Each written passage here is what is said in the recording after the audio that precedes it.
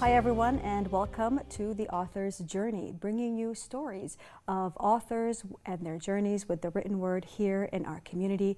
My name is Moni Dujeji, and today I'm delighted to have with me an author who has written two very special memoirs, I would say, memoirs that are very personal about his pilgrimages and journeys on a pilgrimage path in northern Spain called the Camino, and parts of his pilgrimage in France as well. Please help me welcome Guy Thatcher.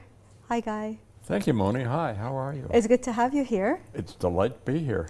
Wonderful. Well, you know, Guy, you and I have known each other now for quite a while. We've known each other in the context of pilgrimage because, you know, we're both pilgrims. But before that, you had a much longer career before you began as a pilgrim. So tell me a little bit about your background and where you come from.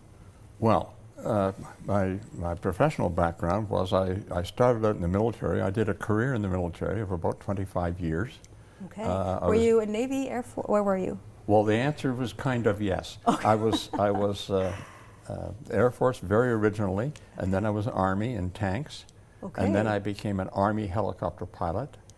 I became an Army anti-tank missile instructor. Okay. I went off and flew in Germany, flew helicopters. Came back, went to school at Queen's, got a degree in computing, and worked in the computing field until I got out of the military.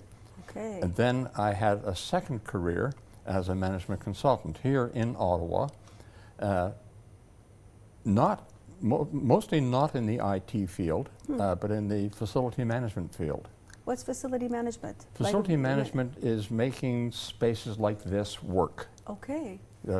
Mostly offices, some laboratories, Okay. but mostly planning offices. My Yeah. wife was an interior designer who moved into the very front end of the interior design field doing strategic planning. Oh, interesting. So it became like a team effort. Actually, there were three of us. My daughter as well was in the family business. So Okay. Oh, very It good. was very much a family business. So military, then facilities management, some consulting work you said you did as well? About 25 years Oh my goodness. of that facility management work was all consulting. Yeah. And I guess you retired from that soon after, or not long after? Well, I didn't expect to. I was just working a little less, and I went off. I went off in 2007 to walk the Camino de Santiago in northern Spain, and my daughter, who was then running the business, I worked for her by that time. Okay. She retired me. She said, "Dad, you're not coming back to work." Oh, and that's because you're no longer. Well, she figured correctly that I was probably not conversant enough with the business by then. Oh, I see. And I was going off to do this very different thing. Yeah. And she figured correctly that I wouldn't want to come back. Interesting. Well, you know, this is a nice segue into doing this very different thing. So tell me about this walk that you did. And I know for many people who are watching this, they have heard of this path in Spain called the Camino. But for those of them who haven't, can you tell me a little bit about this pilgrimage path and why you decided to walk it? Okay, I'd be happy to. Please. First of all, there's a place in northwest Spain called Santiago de Compostela. Yes.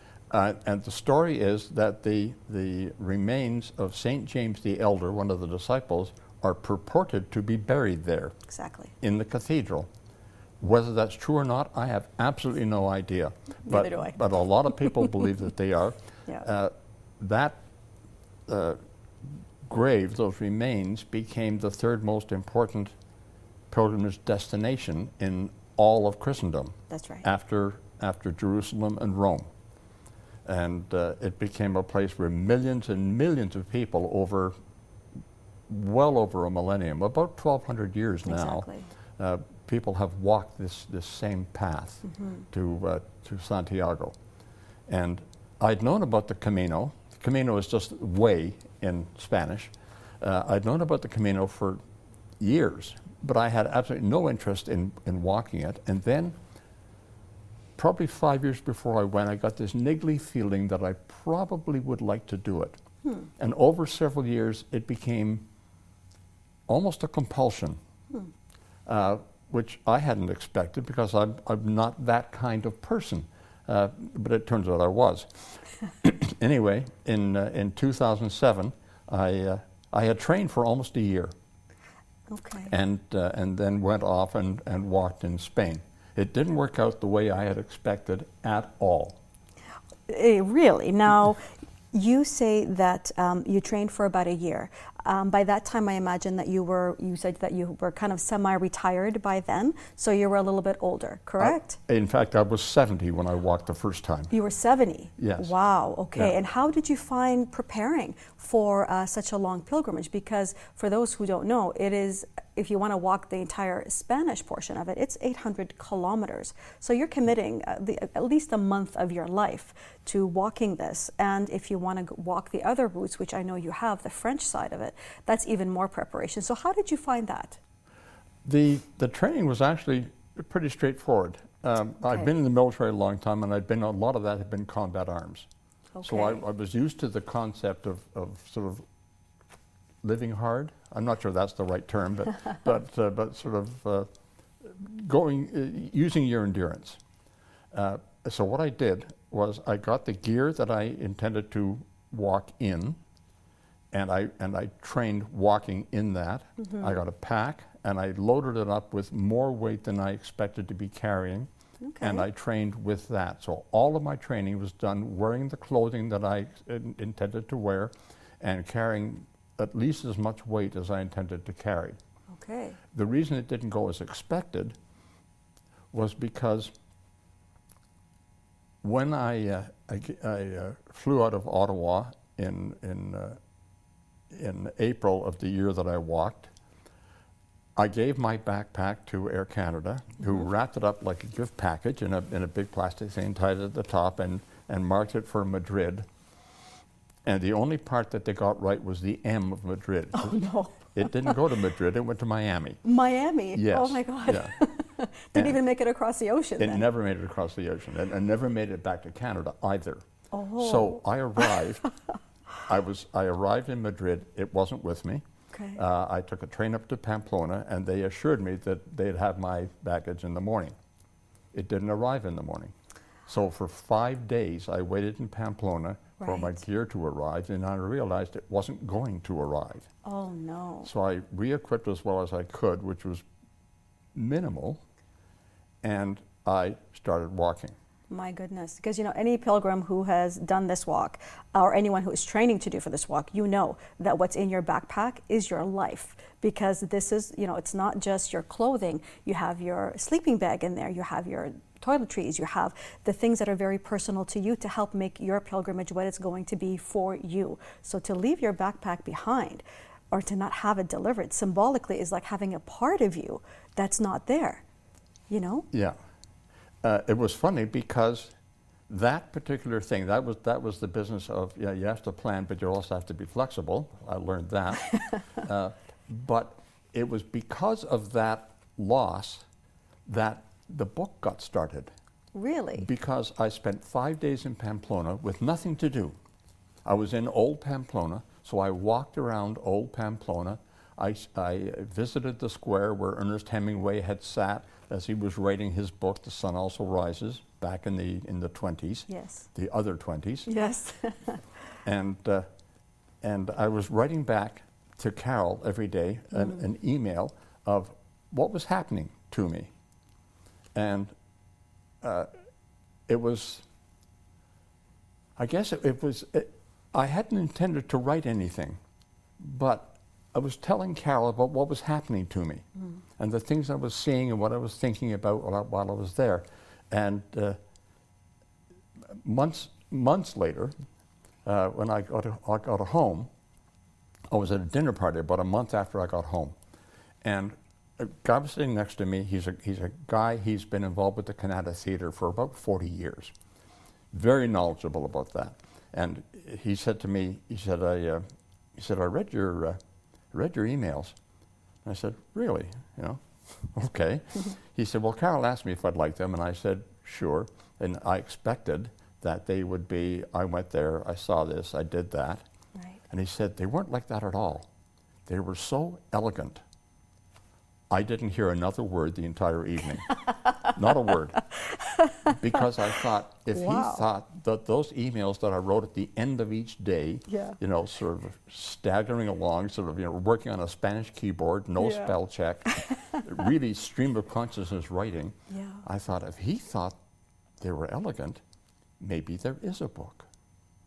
Well, that's something that's, and I imagine we're talking about this first book, correct? We're talking about A Journey of Days? The other one. And the other one? Yeah. Oh, sorry, I got it backwards. Yeah. Okay, we're talking about A Journey of Days. We're talking about A Journey of Days. Yeah. Yes. So I actually didn't know that it began with you, just the whole idea of writing and expressing how you feel began just with waiting for your backpack to show up. That's exactly what happened. It's funny because one of the things I quite enjoyed about your books, because I have read both of them, is how honest they are, how authentic they are, and how vulnerable they are. Because, you know, I understand, and this is a theme that I repeat on the show a great deal, is that I believe when an individual, when a writer is able to open themselves completely and be vulnerable and show emotion in their writing, I believe that's the best vehicle to be able to connect with your reader.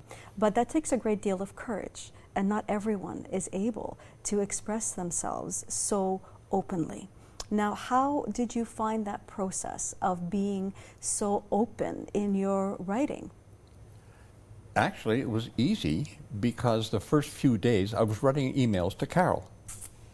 And, you know, we have a good Right. relationship. It's a very close relationship. It's a very long relationship. I was telling somebody this morning that I said, we'll be married 60 years next May. Wow, 60. congratulations, 60 years. Yeah. Wow. I'm not that old. Neither is she. Well, we were child, bride, and groom, I for see. sure. Yeah. And so we have a long time, Yeah. very good relationship. So I was writing to her about what was going on. And what was in your heart, essentially? Yeah. Yeah. What I was feeling. What I was feeling. Yeah. So there wasn't any sort of canned stuff. There wasn't much of a filter in what I wrote.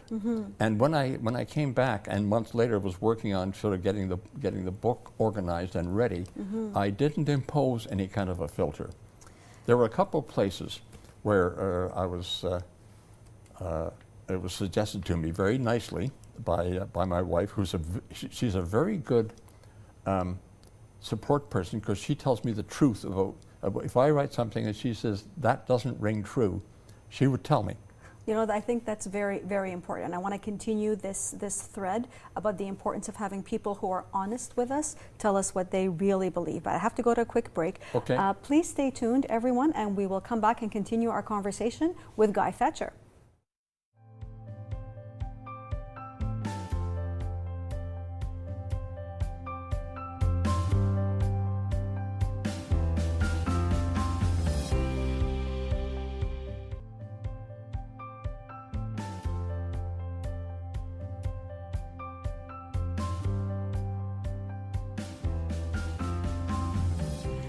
Hi everyone, welcome back to The Author's Journey, bringing you stories of authors here in our community and their journeys with the written word. I'm so pleased to have with me today Guy Thatcher, who is sharing with us his stories and his journey with his pilgrimages on the Camino in Spain and in France, and talking to us about the importance of being authentic and being vulnerable in your writing. And when we left for the break, we were speaking about how it's important to have people in our lives who are willing to be direct with us and speak to us about when we are not being authentic, when our voices and when our writing are not truly expressing what's in our hearts. And I understand that very well because I have a tendency to write from my mind, to write kind of what I think other people will want to hear. And I think it takes, I have my husband and my partner who is also the one that is saying, no, this writing is not really, it's not from your heart.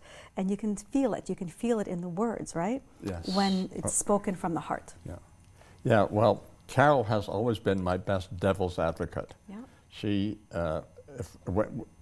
when we had a business, Yeah. nothing went out of the business that a second person didn't look at, whether it was any kind of document, whether it was a set of drawings, whether it was a report, an email, a letter, anything.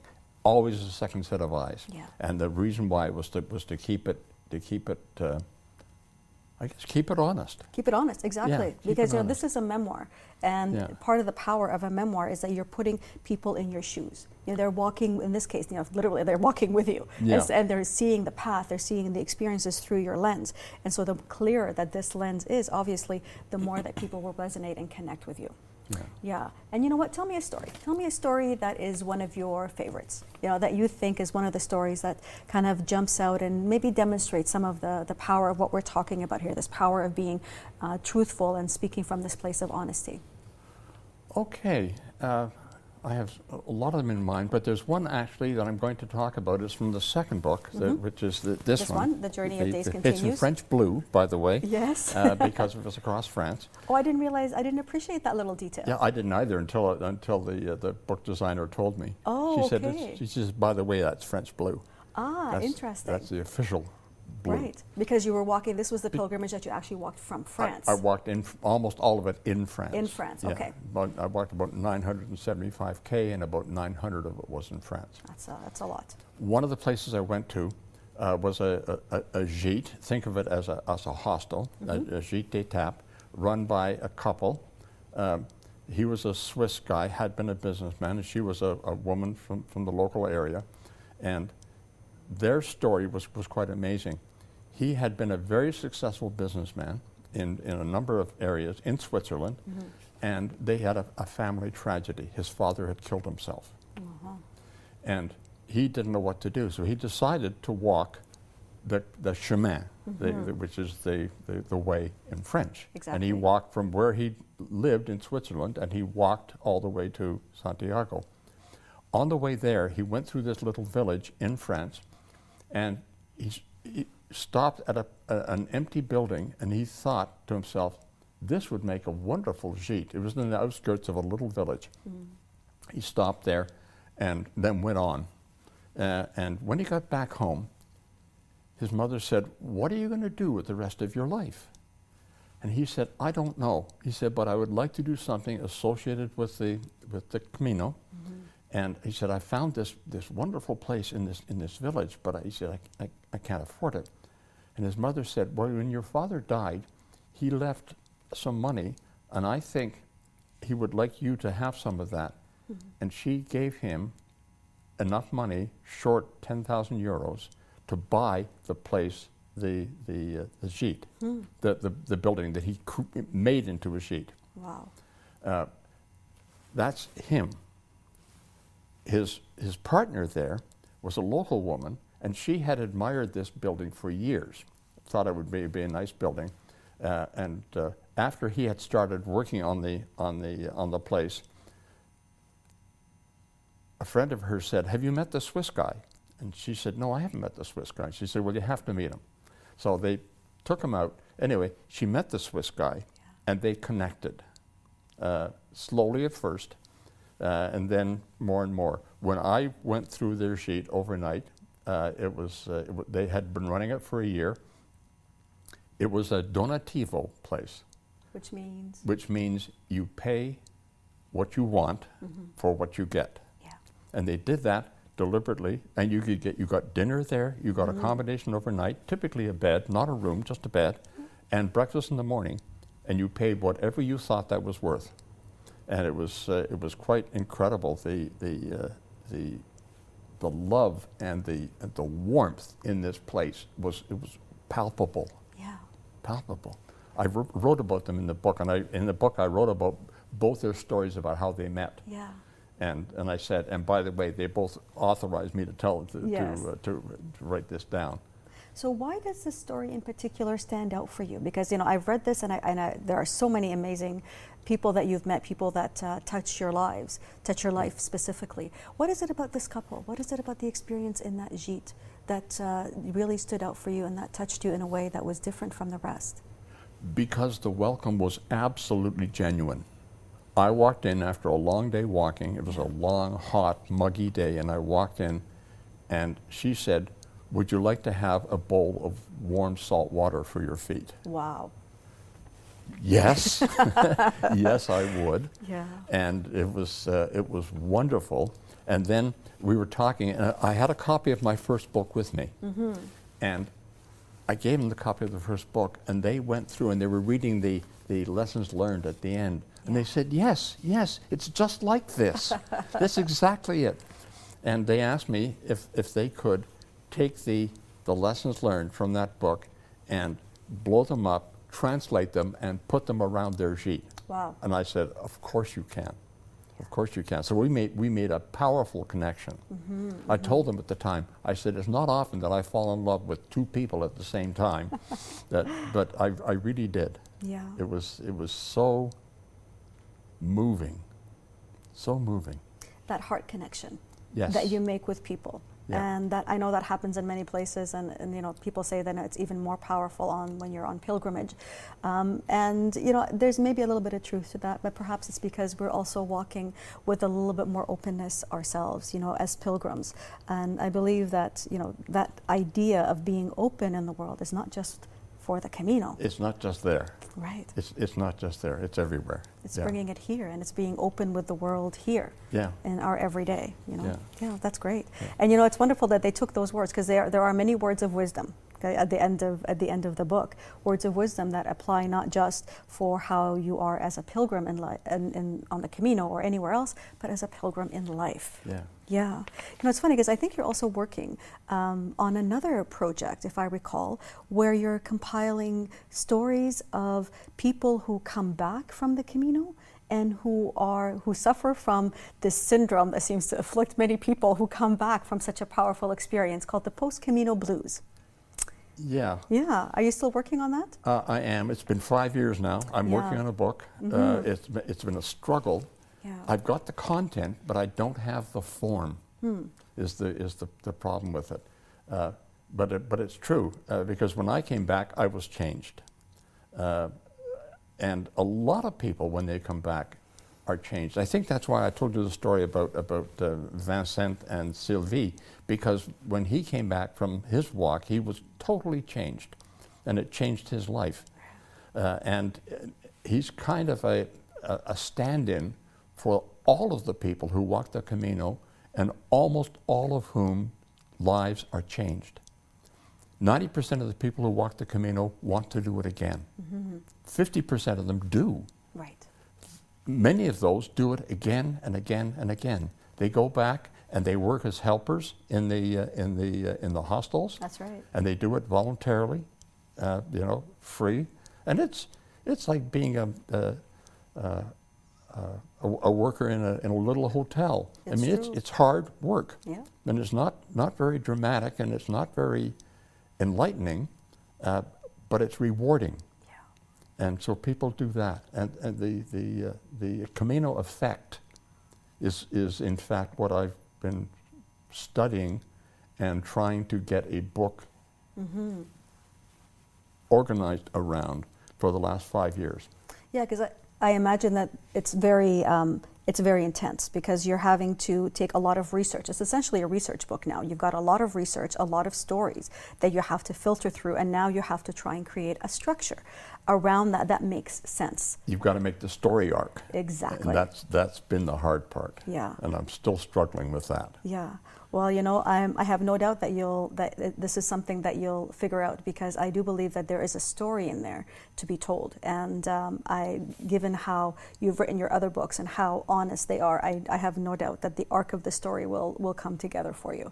Because it is a universal story. It's like the universal hero's journey, right? The heroes that go off, face the challenges, and then when they come back enriched, enlightened, and they want to tell that experience. They want to relive the wisdom, or share that wisdom. Yeah. And this is the stage that you're at. Yeah. Yeah. The two things the two big takeaways that I got were, first of all, now is the only time there is. This moment is it. And the second one is, if you have a dream, yes, a bucket list, if you like, don't wait for the perfect moment. Yes. Go and do it. Go and do it. I talked to a seniors group about a month ago, and I said that, I said, I'm 80, and I went and did these walks when I was 70 and 75. And one of them I did when I wasn't all that healthy. Yeah. But there's no requirement to walk a certain distance. Yes. Or to walk a certain speed. or to walk a certain part of the track. You can walk any part. You can walk any way you want, or you can do any other goal that you have. But don't wait for the perfect moment. Yeah. That's a huge mistake. You know, nobody on their deathbed ever lay there and said, "God, I wish I'd spent more time at the office." It's just, you know, don't do that. Yeah. Don't do that to yourself. You know, those are very powerful words of wisdom to share with not just pilgrims who are thinking of going, but with anyone who is just living their life. And, you know, would you believe that we're down to our last 30 seconds together? I'm not a bit surprised. Yeah.